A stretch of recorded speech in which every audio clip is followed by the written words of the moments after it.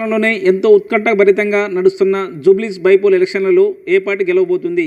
ఈ విషయంపై మనతో మాట్లాడడానికి ప్రముఖ వైద్యులు, రాజకీయ విశ్లేషకులు డాక్టర్ ఊర రామ్మూర్తి యాదవ్ గారు ఉన్నారు. సార్ నమస్తే అండి, చెప్పండి సార్. ఇప్పుడు బై ఎలక్షన్లో జూబ్లీస్లో ఏ పార్టీ గెలవబోతుంది? అందరికీ నమస్కారం. ఇప్పుడు జూబ్లీస్ బై ఎలక్షన్లో రేపు 11వ తారీఖు ఓటింగ్ జరగబోతుంది. ఈ బరిలో Congress party, BRS party, BJP పార్టీలు ముఖ్యంగా ఉన్నాయి. ఖచ్చితంగా నా అనాలిసిస్ ప్రకారం దాదాపు నేను కూడా ప్రచారం పోయినా వాళ్ళ సరళి చూస్తే ఇవాళ కాంగ్రెస్ పార్టీ మంచి మెజారిటీతో నవీన్ కుమార్ యాదవ్ దాదాపు 40 నుంచి 50 వేల మెజారిటీతో గెలుస్తున్నది మా సమాచారం. మా అనాలిసిస్ ప్రకారం, మా సర్వేల ప్రకారం ఖచ్చితంగా కాంగ్రెస్ పార్టీ గెలవబోతుంది. ఖచ్చితంగా ఎట్లా చెప్తారు సార్? ఖచ్చితంగా అంటే ఒక అనాలిసిస్ చేస్తే ఇవాళ నవీన్ కుమార్ యాదవ్ ఇవాళ ఆయన ఫస్ట్ 2014లో చేసినప్పుడు ఎంఐఎం చేసినప్పుడు 41,000 ఓట్లు వచ్చినాయి. అదే 2018లో చేసినప్పుడు ఇండిపెండెంట్ చేస్తే 18,000 ఓట్లు వచ్చినాయి. 23లో చేయలే. 23లో అజారుద్దీన్ కాంగ్రెస్ పార్టీ నుంచి చేసిండు. ఆయనకు 64,000 వస్తే ఈయనకు 80,000 వచ్చినాయి. మాగంటి గోపీనాథ్ ఈ 3 టర్ములు కూడా మాగంటి గోపీనాథ్.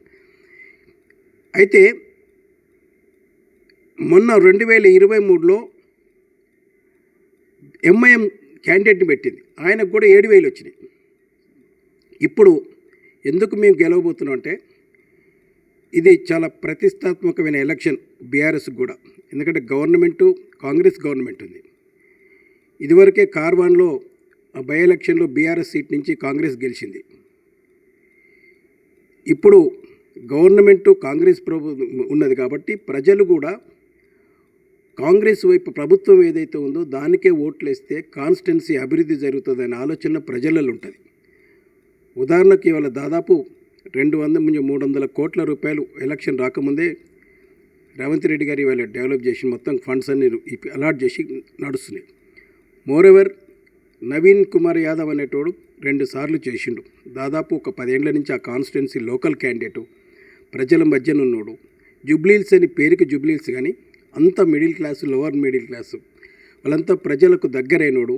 ఒక్కోసారి మొన్న 3,000 కుటుంబాలకు ఒకేసారి సీమంతం కార్యక్రమం ఒకటి పెట్టిండు.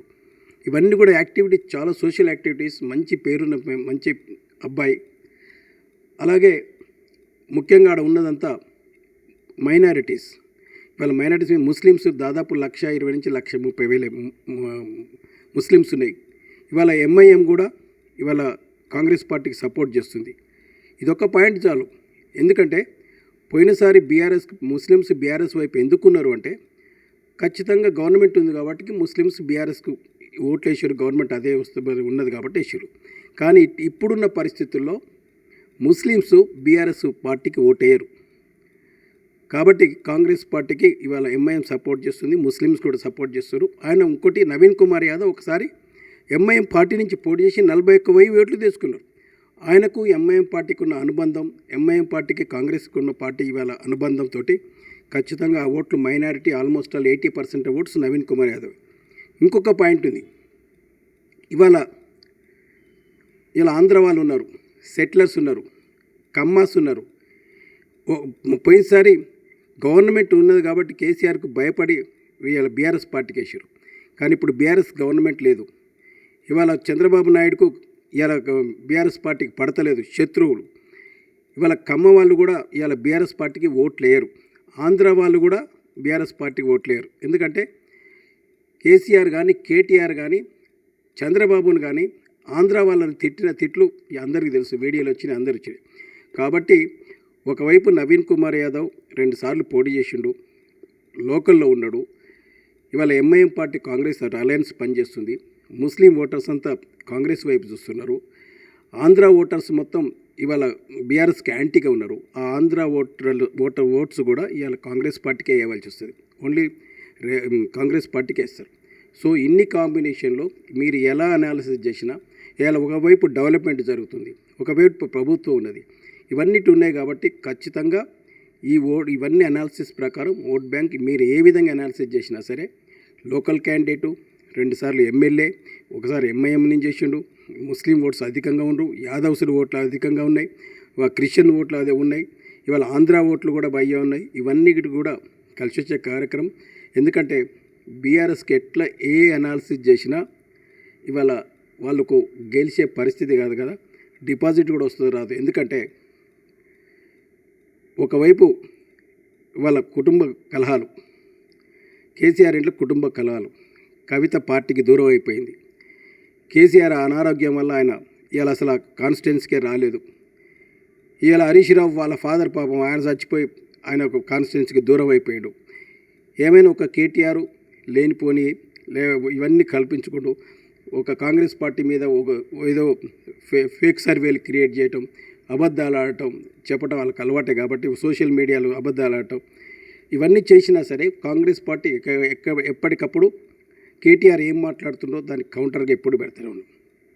ఇవన్నీ చూసుకుంటా ఇవాళ బ్రహ్మాండంగా ఇంకో 3 రోజులు ఉన్నది. ఇవాళ అత్యధిక మెజార్టీతోటి నవీన్ కుమార్ యాదవ్ గెలవబోతున్నాడు.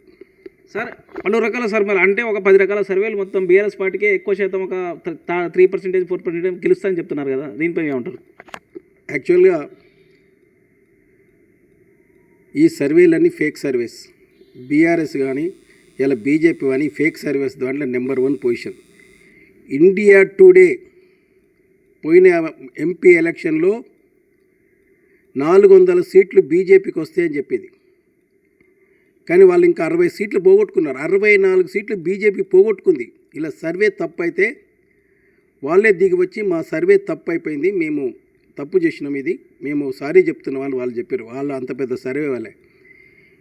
ఇప్పుడు కేకే సర్వేలు, చాణక్య సర్వేలు, ఈ చిన్న చిన్న సర్వేలు, ఇంకా మల్లయ్య ఎల్లయ్య సర్వేలు, ఇవన్నీ డబ్బులు ఇచ్చి ఇవన్నీ పెట్టుకునే సర్వేలు. ఎవరు డబ్బులు ఇస్తే 4 చెప్పే సర్వేలు ఇవి. కేకే సర్వే కూడా చెప్పిండు ఆంధ్రలో జగన్ 150 సీట్లతో 110 సీట్లతో గవర్నమెంట్ ఫామ్ చేస్తున్నారని. 11 సీట్లు వచ్చినాయి. ఇవన్నీ సర్వేలు, ఇవన్నీ తప్పుడు సర్వేలు. వీళ్ళు ఏమైనా డబ్బులు ఇచ్చి చేసిన సర్వేలు. ప్రజల నాడి వీళ్ళకి తెలియదు. అయినా ఈ సర్వేలతో వచ్చేది ఏం లేదు. ఖచ్చితంగా ఏ సర్వేలు ఏం చేసుకున్నా ఒకటి మాత్రం నిజం, ఈ సర్వేలు తప్పు, ఒకటి మాత్రం నిజం చెప్తున్నా.